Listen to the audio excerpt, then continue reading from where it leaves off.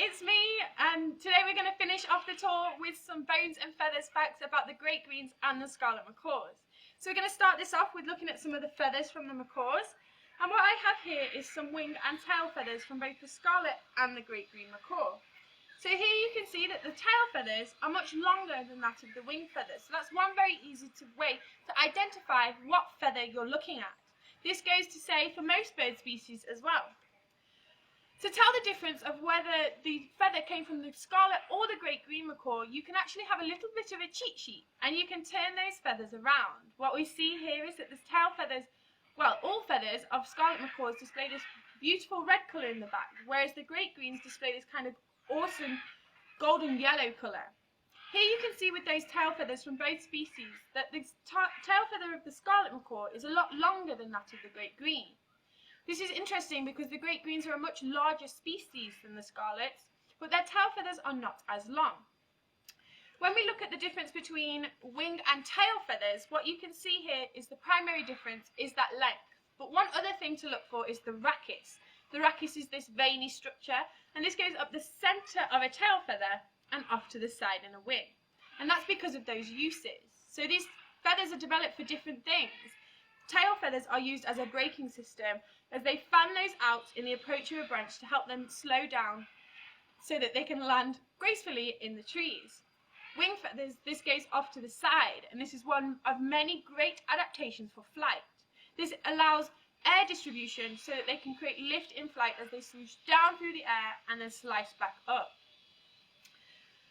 Some other things is that these tail feathers of the scarlet macaws are believed to be one of the longest tail feathers of all macaw species. These can take over 6 months to grow in fully. This is really interesting because what you can see here is that what actually comes with that slow growth is stress marks. Just like humans, there's stressful periods of life, and maybe there was a shortness of food in the wild, or even maybe a stressful period as they have chicks in the nest and food becomes of higher demand. But yeah, these are really, really interesting. Feathers come in very different shapes and sizes. You can see some different ones from the scarlet macaws here with all those different colours on them. But now we can look at the bones. So what I have here is the skull of a scarlet macaw. So it fits together a bit like a jigsaw, and you can see now that it resembles what it should be. This is really interesting. If you feel it, it weighs so little, and this is how such large birds average to weigh about 1 kilogram. But this is because of the air-pocketed system. They have a very well-adapted bone structure to ensure that they don't sacrifice the strength, but they have the less weight to actually enable flight. So they have air pockets all inside of their bones. I don't know whether you can see this, but if you have a look inside of here, this shows that they have these air pockets inside of this. What goes with this bone structure is the bite force. Macaws have an incredibly strong bite force for such a small mouth, and this is because of the head structure. So most animals have a two-parted head. You have your cranium and your lower jaw.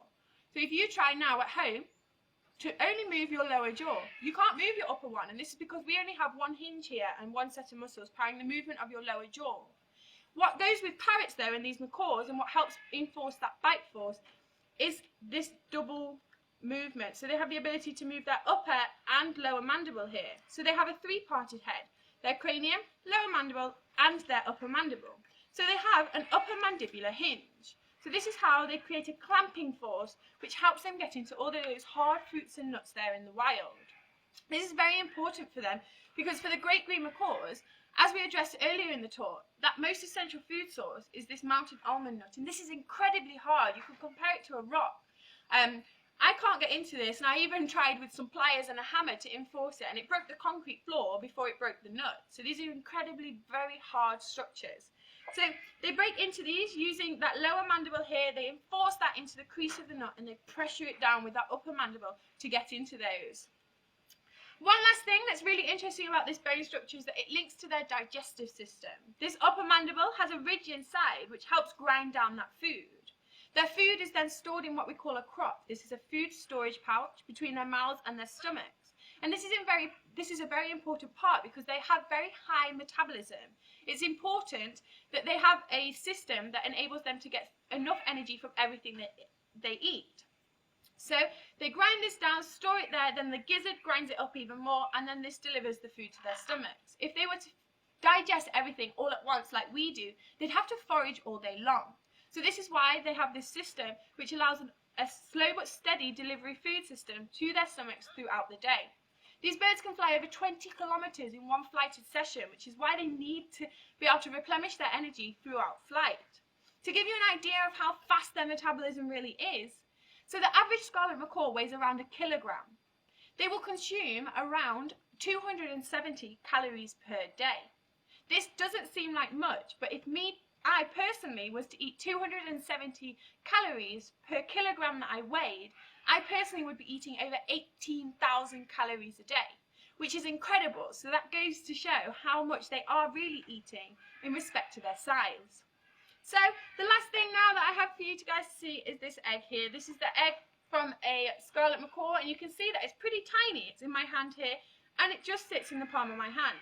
So you can understand how tiny these chicks are when they first hatch and why they are so vulnerable. But yeah, that's it from me today. Thank you very much for tuning in. I hope you've enjoyed it. Please do comment with any questions that you've got and we'll try and answer them in response. So yeah, thank you very much and we'll see you next time.